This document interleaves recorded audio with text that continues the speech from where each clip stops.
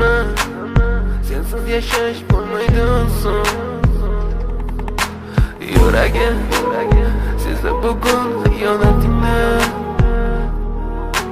ko'zlarim ko'rdi bugun yolg'onlaringni. Inson nimaga sevar va nimalarga erishar, vaholanki va'dalar berayotgan lablar aldar, muhabbatga ishontirishga undar. Nima o'zi muhabbat, baxtmi yoki razolat? Qani kim javob